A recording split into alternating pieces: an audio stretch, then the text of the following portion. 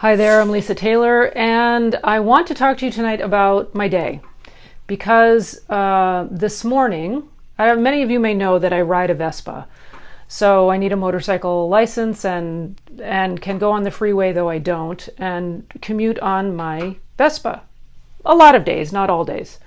So this morning I was commuting to work and had a thought that came to me, and I trust my angels because my angels are talking to me all the time, as they are to you, but I tune into mine a lot. And this thought came to me: you're going down, like you're getting in an accident. And I immediately rejected the thought. I immediately said no and started countering that suggestion with the reality of what I know in God's law, which is everything is aligned. All ideas are in perfect harmony and move in perfect harmony. There can be no conflict. I started thinking about what that would look like if I were to go down on the pavement or hit something or somebody was to hit me. And I thought, if that were to happen, I would want to stay relaxed and roll with it and not tense up and not be afraid and just let the movement of it unfold so that there wasn't a big problem. So I was kind of going through all of this scenario in my head and was kind of practicing in my head, well, what would I do if I had a problem? And I was at the same time countering the suggestion that I could be in an accident, because accidents are unknown to God. There are no accidents in the divine kingdom. So the illusion of accident to mortal sense, which seems very real in this 5 physical senses plane, can feel very real, can feel very painful. That illusory sense of reality can kind of be in our face, but we always have the choice as to whether we're going to buy into that as our current reality. So prayed about this on the way to work. And I'm sorry I'm just kind of thinking this through on the fly, so I hope it's clear, and I'm just sharing as it comes to me. So went to work, everything was fine. Coming home from work, I'm racing to an appointment. And I'm driving safely, always driving safely. I'm always very conscious when I'm driving on a motorcycle, because you need to be in Los Angeles. There are a lot of people who do kind of sudden and wacky things. And I come to an S-curve that is one of my favorite S-curves because I can really lean one way and then lean the other way. It's a lot of fun. And I'm not going very fast. And I come around a corner and there's a big SUV that's pulling out of a driveway. And they're trying to pull out to look around a truck that's parked. So they're not really seeing very well. I see them pulling out. I beep my horn. They keep coming. So I put on my brakes, skid, curve to avoid them. The bike goes out from under me. I land on the pavement. My head bounces off the pavement. I do have a helmet on, thank you God. And I am absolutely fine. Nothing broken, no concussion. My bike is a little scratched up, which is very sad, but true. But I am actually fine. I got up, I got my bike up, pulled over to the side, and I had several, and this is kind of more what I wanted to share with you, is that at every juncture from the time it happened onwards, I had a choice to make. I had a choice when I was lying on the pavement. Am I going to sink into mentally the human scene of what's going on? People rushing over, everybody being concerned, doctor showing up, asking if I needed an ambulance. Are you okay? Very helpful and very concerned, and I bless the people who were there. But the tendency is to assume that there's a lot going on that's negative. So I had to make choices at every juncture. What am I going to choose as my reality here? Am I going to choose that all is working in harmony, regardless of what the picture looks like, regardless of the fact that the bike went down, I went down, everything smashed?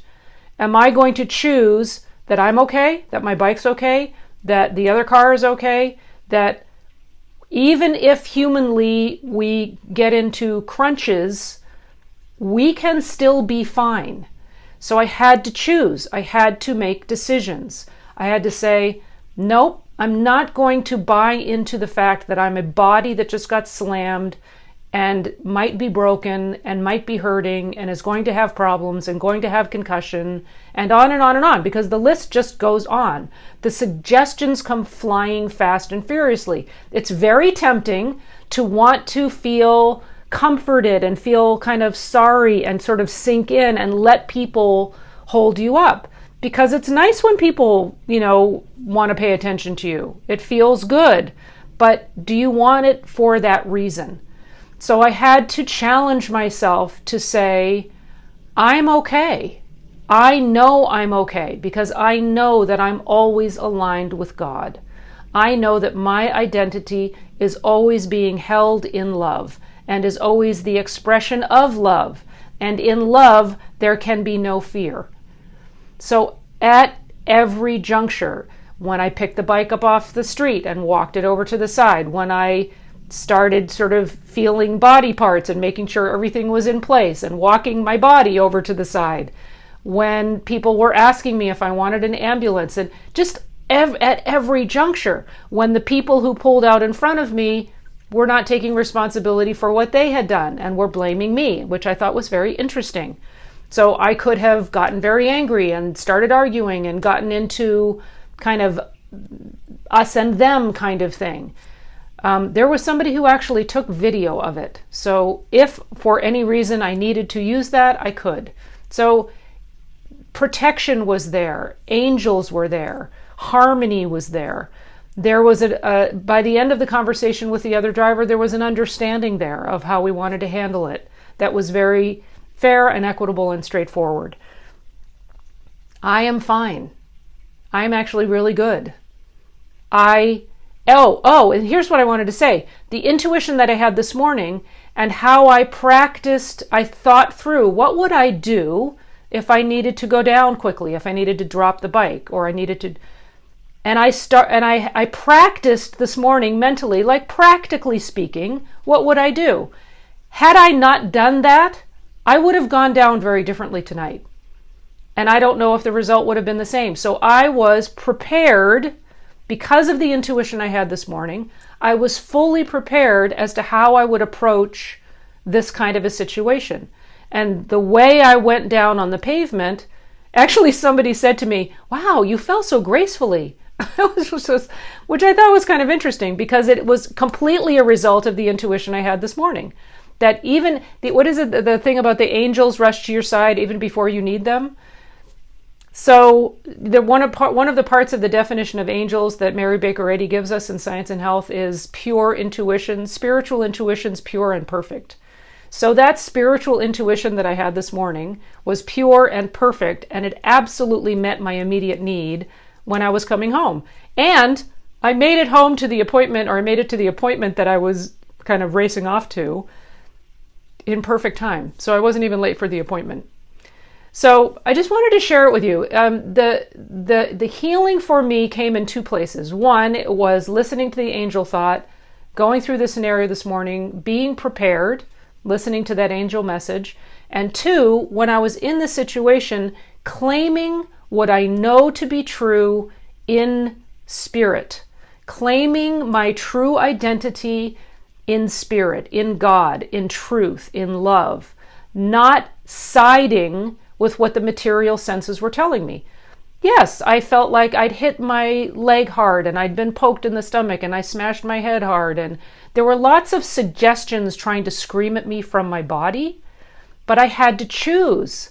Am I going to go down that path and indulge those thoughts and claim that I'm material, that I had an accident, that I got banged up, that there are going to be repercussions from this, and I'm going to be bruised, and I'm going to be bloody, and there are things going to be broken? I can go down that path. I can let my thought go there, and I can dive into that pool, and I can get wet with all of that stuff. Or do what I chose to do, which is dive into the pool of spirit, dive into the pool of love, where everything is aligned, everything is protected, everything is safe and secure and harmonious and pain-free. So instantly, as I was making the choices in the moment, getting up off the pavement, walking to the side, instantly the pain was lessening. As I chose to not go down that path, the pain was going away. If I go into that, the pain gets bigger. If I go away from it and go into love, that's what grows.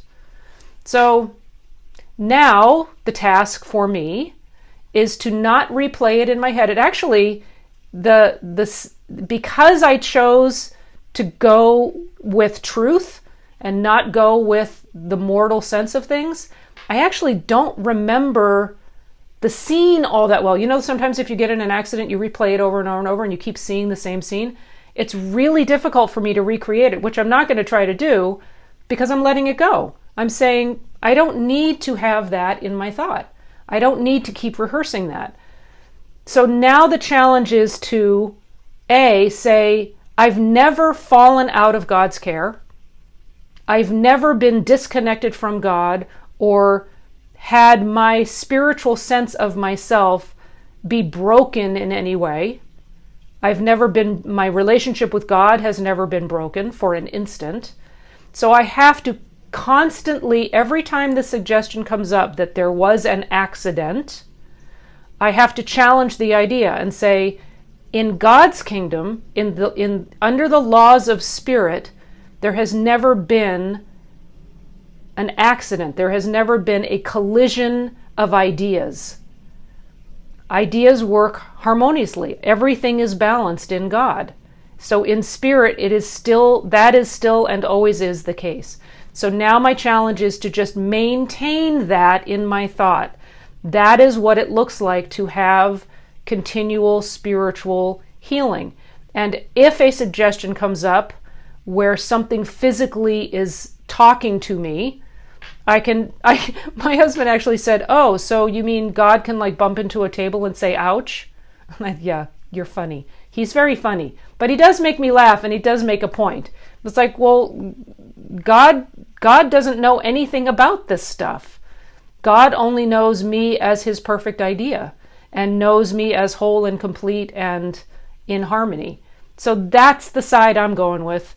That's my story and I'm sticking to it. So I hope this helps. I hope this gives you, I'm kind of putting it all out there, but I hope it helps you get a sense of the discipline of thought that it takes to sort of have the anatomy of a healing, to work it out in thought. I'd much rather work it out in thought than work it out in my body. I'd much rather work through overcoming a suggestion before it becomes a belief and then it becomes a reality in my experience. So much easier to deal with the suggestion than to wait for the suggestion to become a belief because you took it in and you started to own it for you. Then it's a belief. And then when that belief starts to manifest itself, then you got a problem you got to deal with. Then you have to unwind the snarl, right? So much better to handle it when the suggestion comes to you and say, nope, I'm not buying it. That is not mine. That suggestion can just float on by and die a natural death because it's a suggestion. It's not reality. And it has no power unless you take it in and give it power. So handle the suggestions, claim the truth, do the battle mentally. Don't try to take it on and then do the battle physically. Because that would be, what is the word? Quackery, I think, is the word that's used. If you think that you're going to heal a physical problem with prayer, that's kind of what I think it's called mental quackery. That's not what we're doing. Everything that's being healed is taking place in thought. That's where the healing takes place. So I hope this was a good little example for you. It's a very present example for me, and I'm still working it through. I'm still having suggestions come to me that make me want to latch onto them and give them life. And I'm saying, nope. It's discipline. It's really discipline of thought. And taking the time to, I don't know if I've shared with you before the scientific statement of being, which when Einstein read what Mrs. Eddy had written as the statement of being, he was extremely impressed by it and said that it was sort of the next level of conscious awareness beyond the E equals MC squared and quantum field and all of that. He really appreciated what she had written there and thought it was amazing. So there is no life, truth, intelligence, nor substance in matter. All is infinite mind and its infinite manifestation, for God is all in all. Spirit is immortal truth. Matter is mortal error. Spirit is the real and eternal. Matter is the unreal and temporal. Spirit is God, and man is his image and likeness. Therefore, man is not material, he is spiritual. That statement is one of the most powerful statements that I'm aware of. And it is a go-to tool when you are challenged with something that's very difficult. A lot of times if things are very difficult in the five physical sense realm of things, that statement can get your thought into a place that acknowledges the truth and takes you out of that pool of the five senses where, it gets pretty muddy in there. I don't like it. So, I love you guys. Thanks for watching. Share this out if you think anybody might find some ideas in here that are useful. I'm going to go listen to it myself because I hope any of it made sense. I hope it did. And I see your comments going by, but on the phone, I cannot see them well enough.